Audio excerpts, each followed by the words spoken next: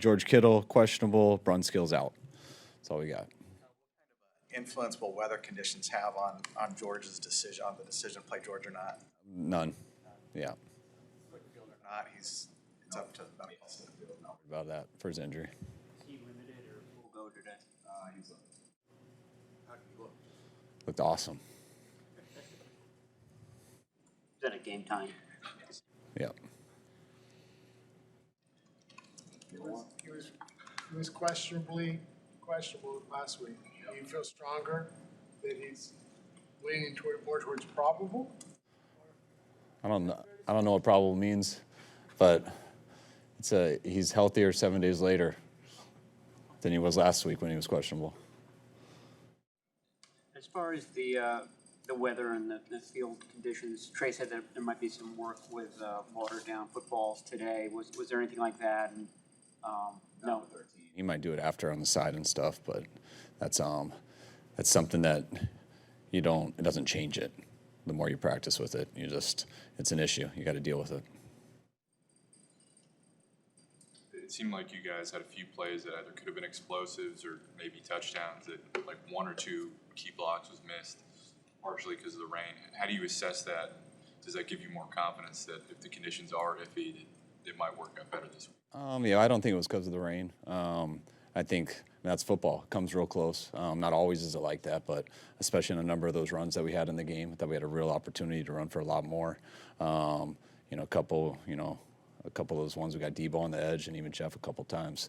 We were just about half a block away. So that's stuff you got to keep working at to try to get, and totally different challenge this week, but hopefully we won't have as many close ones. Had so much well-documented success with plug-and-play running backs since you've been here, and that's something that goes back to something that your dad was able to do in Denver. Is there how much lineage is there between what he's doing and what you're doing? Is it completely unrecognizable? Are there some of the same base concepts? How would you describe that? I think they were the first people to just commit and do outside zone 90% of the time. And that's where we start with the commitment to outside zone. That's what everything plays off of. We mix in, I think, a lot more stuff, and we do our outside zone a lot differently. Things do evolve and change.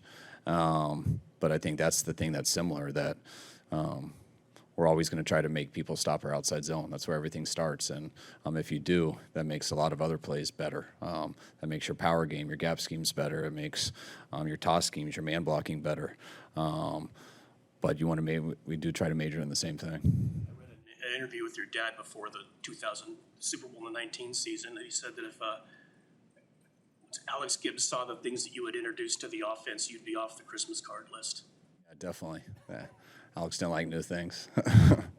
I was with Alex for a couple of years, so we had a battle on that stuff. It was fun. Miss him.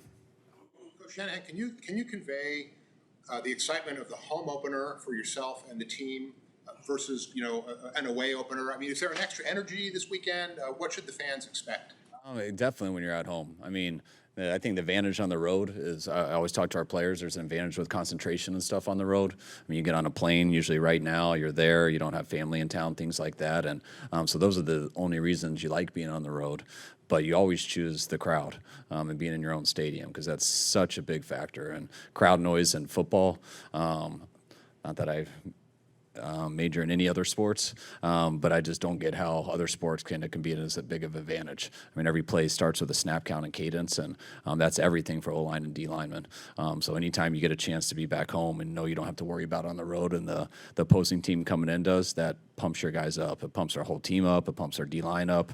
And man, is our O-line glad that we don't have to be on the silent. Coach, there's a build-up and anticipation in a normal week leading up to Sunday. Has that been increased because of the loss in week one and just all the outside noise?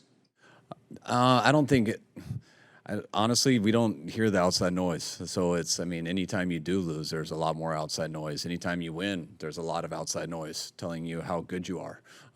You can't react to the noise, and that's hard to do, but that's why you don't look at it that way.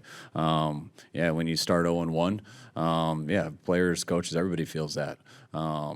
But nothing really changes. So you don't try to make it something it isn't. You don't say, hey, let's try harder this week, because you like to feel you do that every single day as well as you can. And you just got to figure out why you lost the week before and try to do it better.